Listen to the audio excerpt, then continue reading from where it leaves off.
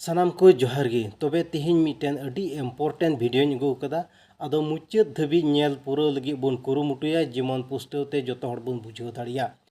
चेदा से केंद्र सरकार निर्देश ते भारत रे लोकपियल सेंसस से बोल मेना जातिगत गणना से जातीयरी लेखा दो 2026 रे 1 मे खन एहबना और नोआ लेखा दो गोटा भारत रेगी हुयुआ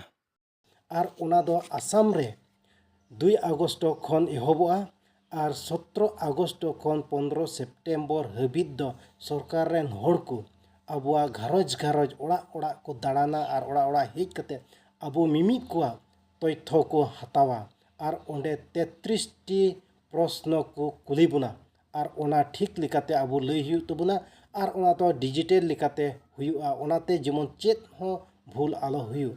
तो नवा वीडियो बनावे कान रिया मूल कारण दो नवा कान गया जे तिहिन अडी उतर अबो संताल बुया को अबो घारोज रिया ओकुलन खातिर ते रेंगे जलाते मिमिद बारहे दिसम करे बन सेन कना कमी जगह करे बन था कना सेन कना ओका दो बेंगलोर केरला और आयमा लकना जगह करे अदो नवा वीडियो से तिगी पे नेहर चु कना जेमन नवा को दिन रे आपे जहां ओका रेगे मिना पे जेमन अपान अपिना आतुते अपान अपिना ओड़ा ते पे सेटेरो जाते अबो संताल हर को मिद घरज हो जेमन नवा सेंसस रे से नवा जातिगत लेखा रे जेमन आलबन बादो से मिद हर हो आलबन बादो ओना इनी नेहरत कना और दोसर कथा दो नवा कना जे तिहिन आसाम रे बन मेना बन अबो संताल को तिहिन हबी हो अडी उतर संताल को गे अपनारा उपरुम पुस्तेव बबुन एमेत कना अडी उतर संताल को गे आदिवासी लेकाते बन उपरुमोग कना अडी उतर संताल को गे टी ट्राइब लेकाते बन उपरुमोग कना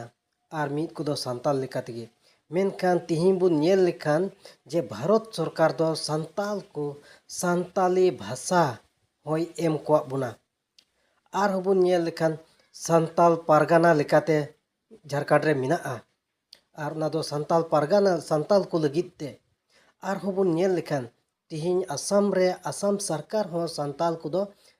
संताली मीडियम ते से संताली ते ओलो अकिलो लगित हो मिटे अत से उनकाना अधिकार कोई एम को बुना तो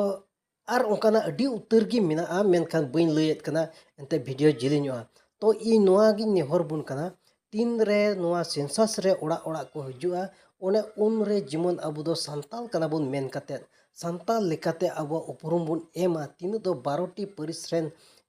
संताल को कना बुन जोतो गे अपन अपिना उपरुम संताल लेकाते जीवन बुन ओल रकाब जुदी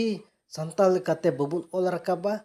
हापेन दिन रे संताल जद बुन आदोआ ओनाते बुन नेहर चुकना जेमन अबो दो संताल लेकाते गे जेमन नोआ सेंसस रे बुन रकाबो और तीरे ओड़ा ओड़ा को हजुआ 33 टी प्रश्न बुना से को कुली बुना और ओना दो चीक को प्रश्न हुई दाड़िया इन ओकाटा अपडेट नाम का ओना दोसर वीडियो रे बड़ाई चु बुना मा तिहिना वीडियो नडे गे मुचे केदा जतो को जोहार।